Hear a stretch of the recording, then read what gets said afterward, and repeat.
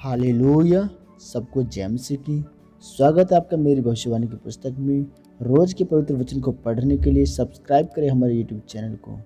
आइए मेरी भविष्यवाणी की पुस्तक से आज के पवित्र वचन को पढ़ते हैं, जो कि परमेश्वर के दास अपोस्टल अंकुर यूसुफ नरूला जी के द्वारा लिखा गया है। आज का पवित्र वचन, परमेश्वर के दासों के खिलाफ ना बोलें।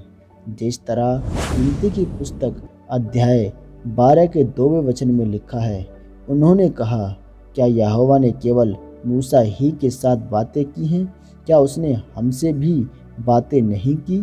उनकी यह बात यहोवा ने सुनी। मेरे प्रियो, परमेश्वर ने जो योजना आपके जीवन में रखी है, उसे पूरा करने के लिए परमेश्वर अपने दास को आपके लिए ठहराता है, क्योंकि परमेश्वर आपके अगुवे के द्वारा आपसे बात करता है। लेकिन जब आप उसके खिलाफ बोलते हैं या खुद उसकी अगुवाई करने लगते हैं, तो आप अपनी आशीष को गंवाते हैं।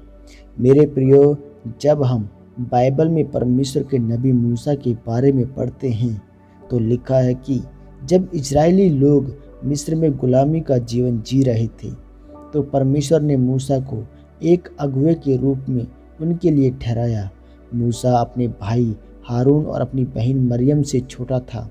जब मूसा ने एक उसी स्त्री से विवाह किया, तो उसके भाई और बहन ने मूसा के खिलाफ बातें की कि परमेश्वर ने केवल मूसा ही को नहीं बल्कि हमको भी चुना है।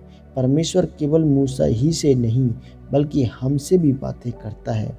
और जब उन्होंने परमेश्वर के दास के खिलाफ ऐसा बोलना शुरू किया, तो परमेश्वर ने मरियम को 7 दिन तक कोढ़ी कर दिया और हारून को परमेश्वर ने 40 साल बाद कनान देश में प्रवेश करने नहीं दिया। मेरे प्रियो, बहुत खतरनाक है परमेश्वर के दास के बारे में उल्टी सीधी बातें करना। जब आप उनकी खिलाफत करते हैं, तो आप अपने ऊपर परमेश्वर के क्रोध, श्राप और सजा को लाते हैं। आप उनके खिलाफ नहीं बोल सकते, क्योंकि उनको किसी मनुष्य ने नहीं बल्कि परमेश्वर ने खड़ा किया है। हारून और मरियम ने परमेश्वर के दास मूसा के खिलाफ बातें की और श्राप और सजा को अपने जीवन में पाया।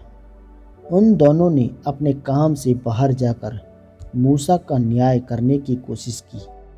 मेरे प्रियो, बाइबल में लिखा है कि जो वचन सुनाने और सिखाने में परिश्रम करते हैं, वह 2 गुना आदर के योग्य समझे जाएं। आज बहुत सारे लोग पास्टरों की खिलाफत करते हैं, अपनी मर्जी से उनका न्याय करते हैं, लेकिन ऐसा करके वे अपनी आशीष को ख़त्म कर रहे हैं, उसे गंवा रहे हैं। और यही कारण है कि वे अपनी चंगाई और छुटकारे को नहीं ले पाते। इसलिए मेरे प्रियो, अगर आप अपनी आशीष को लेना चाहते हैं, तो याद रखें, कभी भी परमेश्वर के दास के खिलाफ ना बोलें और ना ही उनका अपनी मर्जी से न्याय करने की कोशिश करें। आप फैसला नहीं करेंगे कि परमेश्वर का दास सही है या गलत है, बल्कि परमेश्वर खुद न्याय करेंगे। हमेशा परमेश्वर के दासों का सम्मान करें, क्योंकि अगर आप उनका आदर करेंगे, तो इसका मतलब है कि आप परमेश्वर के वचन का आदर कर रहे हैं। इस वचन के द्वारा परमेश्वर आपको आशीषित करे। आमीन। यह अंगीकार आपके द्वारा किया जाए। सर्वशक्तिमान परमेश्वर, इस वचन के लिए मैं आपका धन्यवाद करता हूँ। पिता, मैं अंगीकार करता हूँ कि मैं कभी भी आपके दासों की खिलाफत नहीं करूँगा और आपके दास की अगुवाई में चलता जाऊँगा।